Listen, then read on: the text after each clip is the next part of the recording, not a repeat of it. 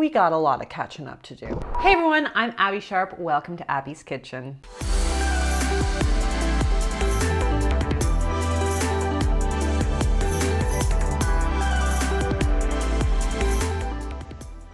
In today's video, we'll be revisiting the revised season 2 of Alivia D'Andrea's Up Diaries, following up from my previous review, which you can watch right here. But first, let me tell you about my sponsor, Wild. Now, when I was pregnant with E, I started using natural deodorant, but I honestly found that most of them I tried actually made me smell worse. So I was really excited to try out Wild's natural deodorant, especially because of its unique sustainability efforts. So first of all, Wild is aluminum and paraben free, and because it's not an antiperspirant, it doesn't clog pores. Most importantly though, it actually works. Like, it is freezing outside in Canada and it doesn't actually matter because I still sweat so much and no one has complained about me smelling. So that's a win to me. Now, the way it works is that you pick your favorite reusable, customizable case, choose your plan, pick your scents, add on any soap or a mini deodorant for travel, and then you can use my promo code ABBY20 to get 20% off of your order. For the holiday season, they actually have just launched their limited edition gold case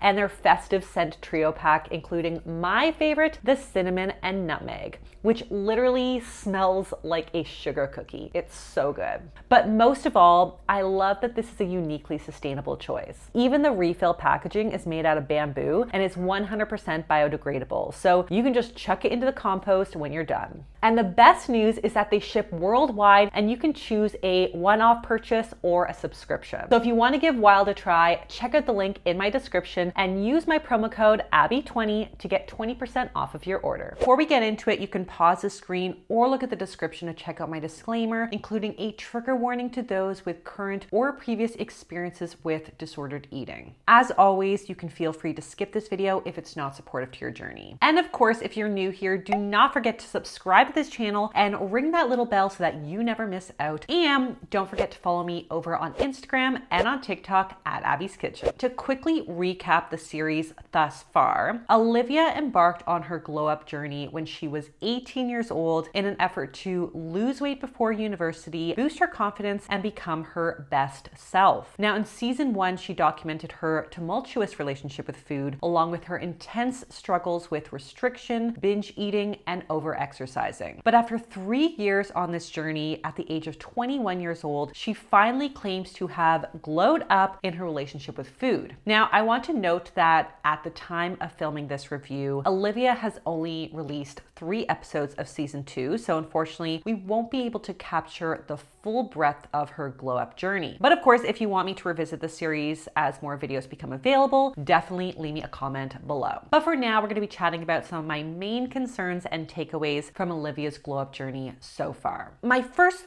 big flag here is that I feel her support system isn't really supportive at all. In a video that was initially included as part of season 2, Alivia consulted with celebrity fitness trainer Steve Zim, who she credits for helping her lose 32 pounds and quote unquote succeed. Now, in the video, Steve shares his weight loss guide, which I discussed in detail in my previous Glow Up Diaries review. But to briefly recap, Steve is among the fitness trainers out there who I would say predominantly focuses on aesthetic goals like weight loss by implementing a militant kind of no pain, no gain mentality.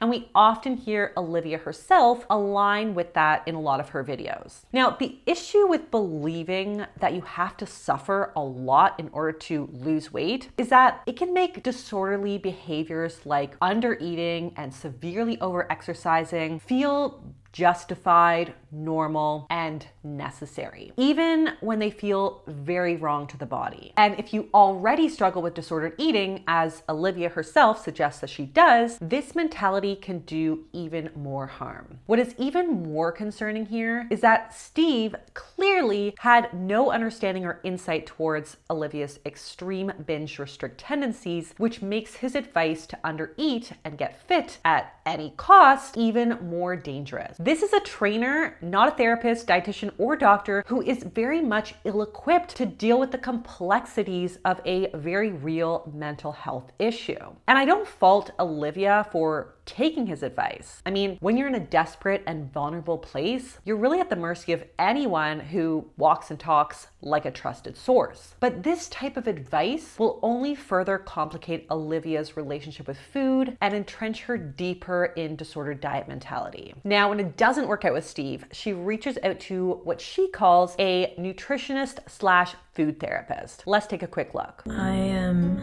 at a really low point with my eating now, which is why I'm going to reach out for help. So I reached out to this woman who was a food therapist / nutritionist, and it didn't work for me. The only person that can truly save you at the end of the day is yourself. Like, there's this perception of therapy that if I just go to a therapist, all my problems are gonna be solved. First and foremost, I just want to applaud Alivia for having the courage to reach out for help. I mean, this is really just not a fight that she needs to fight alone, and the support of a trained mental health professional may be essential for helping her just to rebuild healthier coping strategies and to get to the emotional root of some of her binge eating. But despite being open to receiving some support, it sounds like it just wasn't a good fit. And that does happen. Now, I don't have a whole lot more information on this experience, but I do have a few thoughts. One, a nutritionist/food therapist isn't a regulated title, so I'm really not sure if this was like an actual therapist or a psychologist, or maybe it was a dietitian, but I definitely do suggest finding a trusted evidence-based therapist and dietitian team, and these are usually two different people to help tackle the emotions behind the eating and also help with the nutrition piece. On the other side, it is possible that this was a legitimate eating disorder therapist and or dietitian, and Alivia just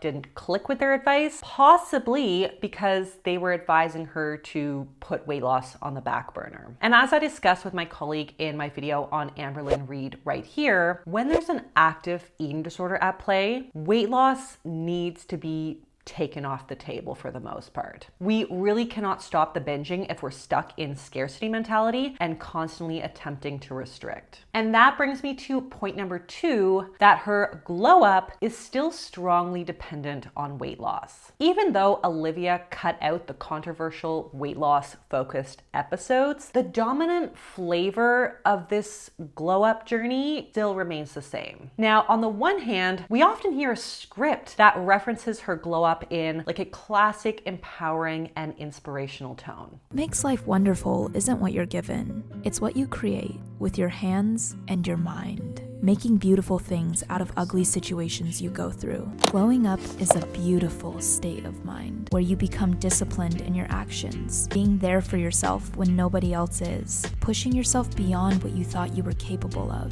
developing gratitude, being unapologetically your authentic self. But in more scripted moments, we see the narrative come back to weight loss. Okay, there's just no excuses, but I'll just explain why I gained weight. It had been almost a year and a half since I started this glow up journey, and I was heavier than ever. I couldn't figure it out. Why couldn't I be consistent with weight loss? Why did I always binge? Why did it seem like I had no self-control with food? I just don't get it. And at that point, all I thought I wanted was to be skinny. I didn't understand anything about fitness or the food choices I was making. I just kind of thought it was purely calories in and calories out. If glowing up was about a beautiful state of mind, would we have, glowed down for gaining 10 pounds? And would we be insinuating that the glow up failed because we haven't maybe met our goal weight? I mean, if you watch the series very carefully, there's also a lot of implicit suggestions of what glow up actually means. Despite the self-care inspo verbiage, most of her references to her glowed up self are footage of her in a noticeably smaller frame and a happier disposition, juxtaposed against her larger pre-glow up body. Now, I don't want to invalidate Alivia's experience and the role that weight loss may have played in boosting her confidence and happiness. I mean, if being in a smaller body made her truly happier and healthier, then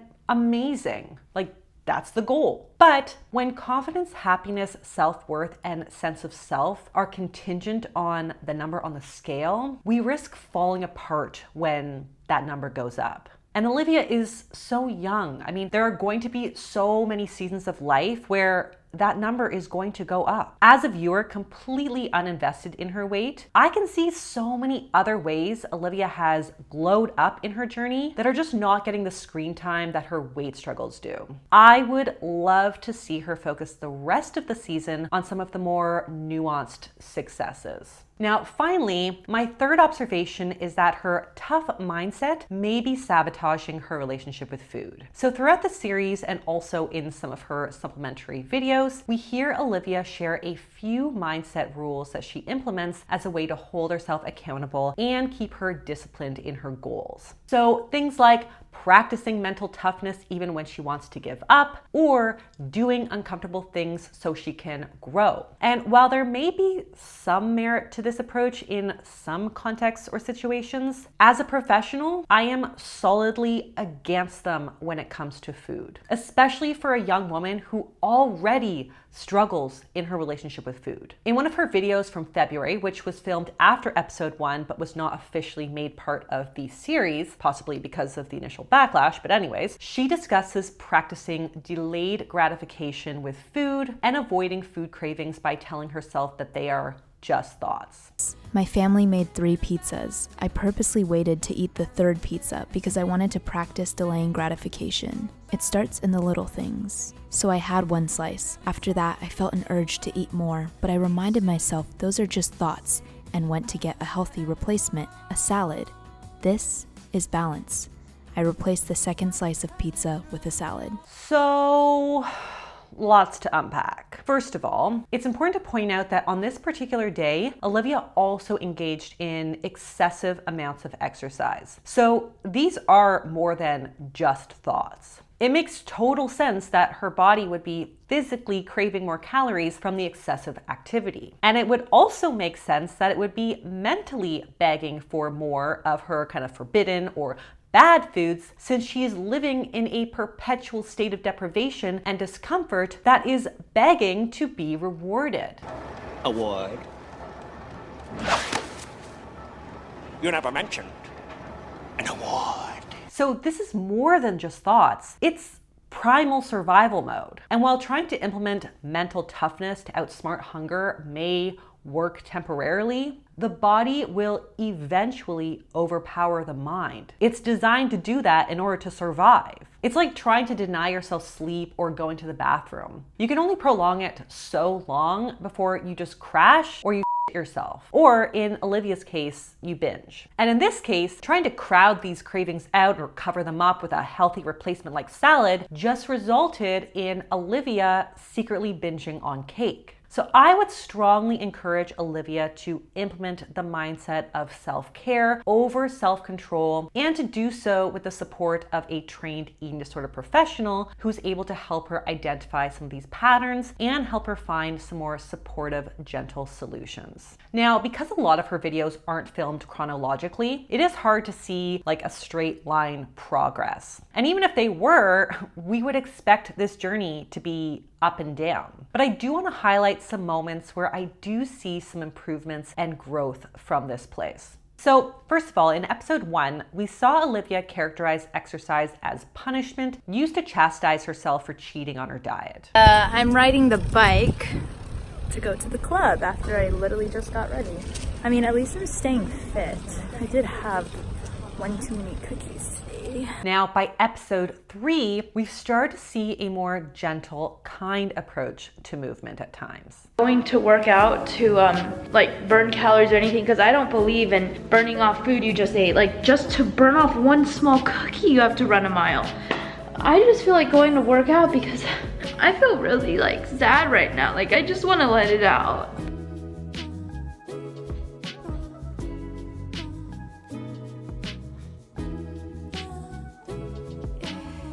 So by connecting movement with the experience of feeling energized, strong, and alive, we're actually less likely to see it as something to loathe. 7 o'clock, wrestle with my self-loathing.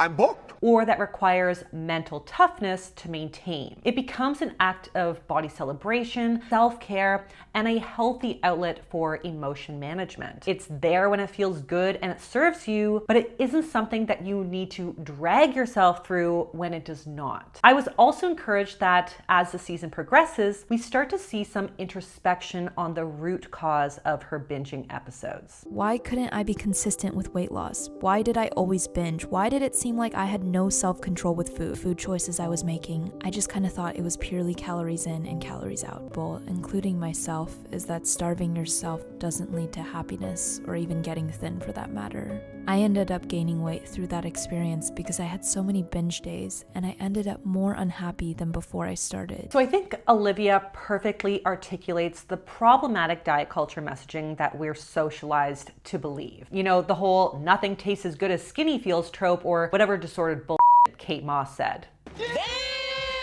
Folks, restriction causes binge eating triggers guilt and shame, guilt feeds into further restriction, rinse and repeat. Textbook binge restrict cycling here. Now, the first step is to acknowledge the cycle, and it's really encouraging to me that she seems to be getting to that place. Now, while I imagine the details of how she's got here will unfold in upcoming episodes, in her July video, she does admit to finally gaining more clarity around her binge eating disorder and kind of some of the psychological triggers that have played into her symptoms like shame and negative self-talk. She also shares that she's proud of herself for being in the healthiest relationship with food that she's ever been in and is no longer assigning moral value to food. She says she's learned to see a cookie as just a cookie. You gave me cookie, I got you cookie, man. Not something that's good or bad, which ultimately gave her the freedom to tune into how food is making her feel, both physically and emotionally. Better yet, she also claims to have let go of her reliance on mental toughness to achieve her goals because it closes her off from true happiness. According to Alivia, she's gone to a place where she just accepts herself for who she is, which in her words is a messy, adventurous, courageous girl in progress. But like I've said, recovery is not going to be a straightforward line. And this is evidenced by a statement she makes to kick off her November video on healthy, homey meals. The food you eat can either be the safest and most powerful form of medicine or the slowest form of poison. If we want to stop moralizing food and moralizing ourselves for our food choices, we need to stop referring to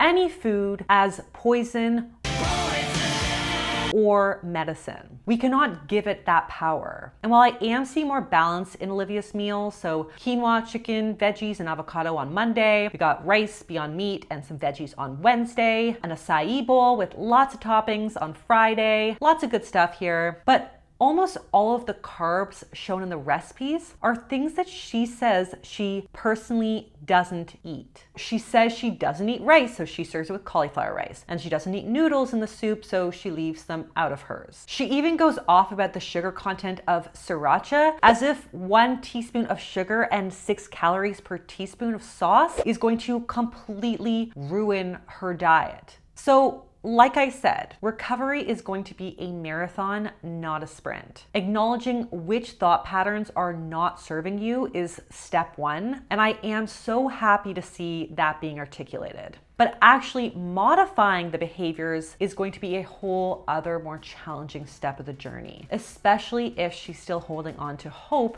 of changing her body.